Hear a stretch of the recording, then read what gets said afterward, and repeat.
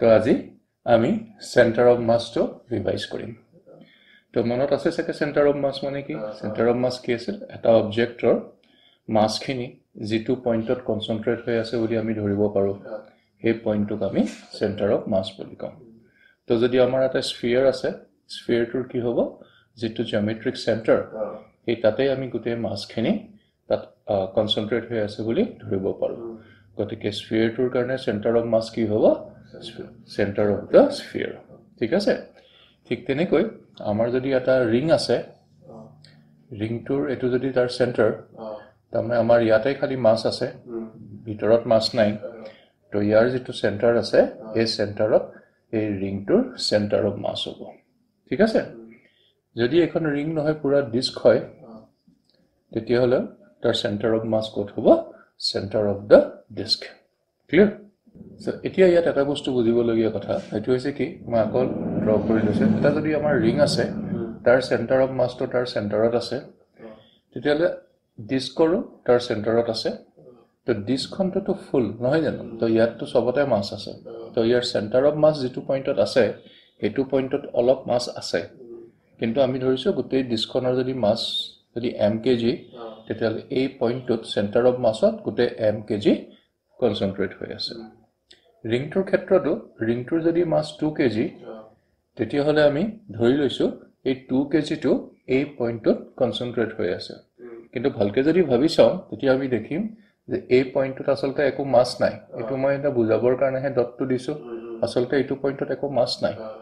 তাৰ মানে কেতিয়াবা কি হয় কিছুমান অবজেক্টৰ সেন্টাৰ অফ মাস আমি যেটো পইণ্ট পাও সেই পইণ্টত একচুয়ালি মাস থাকিব পাৰে বা মাস নাথাকিবও পাৰে এটো কোনো মাস থাকিবই লাগিব বুলি কোনো কথা নাই ঠিক আছে ওকে সো নেক্সট কথা সেন্টার অফ মাস তো যদি আমি এই পেনটোৰ কথা ভাবো পেনটো ধৰা এটা ইউনিফৰ্ম ৰড ঠিক আছে এই ইউনিফৰ্ম ৰডটোৰ সেন্টাৰ অফ মাস ক'ত হ'ব হেতু হ'ব ইয়াৰ যেটো জিওমেট্ৰিক সেন্টাৰ তাত হ'ব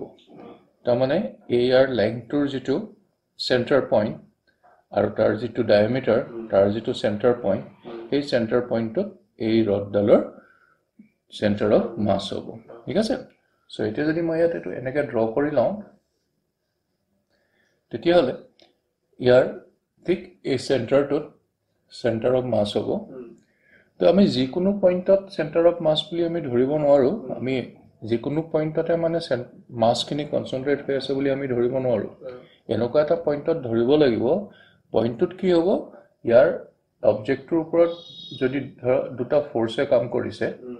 সে এটা 5 নিউটন ফোৰ্সে কাম কৰিছে এফালেও আৰু এফালেও 5 নিউটন ফোৰ্সে কাম কৰিছে সো ইয়াৰ ওপৰত যদি এনেকুৱা ৰডডালৰ ওপৰত দুইটা এন্ডত যদি 5 নিউটন ফোৰ্সে কাম কৰে তেতিয়া কি হ'ব বাৰু ৰডডাল এনেকৈ তললে গুছি আহি থাকিব ঠিক তেনেকৈ এতিয়া আমি সেন্টাৰ অফ মাসত ক'ব পাৰো যে এই যে দুটা ফোৰ্স আছে এই ফোৰ্স দুটা ইয়াত এই দুটা পইণ্টত কাম নকৰি পেলাই যদি তাৰ সেন্টাৰ অফ মাসত কাম কৰে দুইটা ফোৰ্সে তো আমি যদি এটা শিফট কৰি লৈ আহো সেন্টাৰ অফ মাসলে তো 5 + 5 তাৰ মানে 10 নিউটন ফোৰ্স হল সো এই 10 নিউটন ফোৰ্সটোৱে সেন্টাৰ অফ মাসত কাম কৰোতে এই বডিটোৰ যেটো মোশন হ'ব কি এতিয়াও এনেকৈ তললৈ আহি থাকিব এই মোশনটো আইডেন্টিক্যাল হ'ব লাগিব এই ফোর্স কিটাই ইয়াত কাম কৰাৰ সময় তো সেই কাৰণে সেন্টাৰ অফ মাস আমি যিকোনো পইণ্ট এটা ইমাজিন কৰি ল'ব নোৱাৰো য'ত মাসটো কনসেন্ট্ৰেট হৈ আছে বুলি আমি এনেকুৱা এটা পইণ্ট ল'ব লাগিব যে য'ত আমি যদি সেন্টাৰ অফ মাসটো লওঁ তেতিয়া হলে অবজেক্টৰ ওপৰত যিবিলাক ফোৰ্সে কাম কৰিছে সেই ফোৰ্স বিলাকৰ এফেক্টটোৱে বডিটোক একে ধৰণৰ মোশন দিব হয় হি ৰেষ্টটো থাকিব পাৰে বা যদি মোশন দিছে এক্স্যাক্টলি একে ধৰণৰ মোশন হ'ব আইডেন্টিক্যাল মোশন হ'ব লাগিব ঠিক আছে সো সেন্টাৰ অফ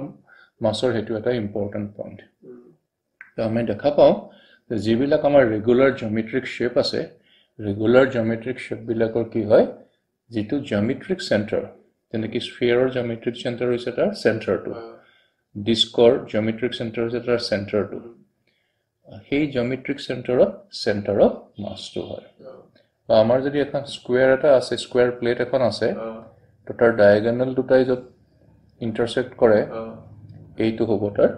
জিওমেট্ৰিক সেন্টাৰ আৰু হেতুৱে হ'ব তাৰ সেন্টাৰ অফ মাছ সো ঠিক তেনেকৈ আমাৰ এখন টেবুল আছে কিতাপত দিয়ে আছে টেবুলখন চাই পেলাই তুমি মেমৰাইজ কৰিব লাগিব যে কোনটো অবজেক্টৰ ক্ষেত্ৰত সেন্টাৰ অফ মাছ ক'ত আছে হেতু মেমৰাইজ কৰি ৰাখিলে কি হ'ব ক্যালকুলেশনস কৰিব লগা নহয় বহুত খৰকৈ বস্তুটো হৈ যায় ঠিক আছে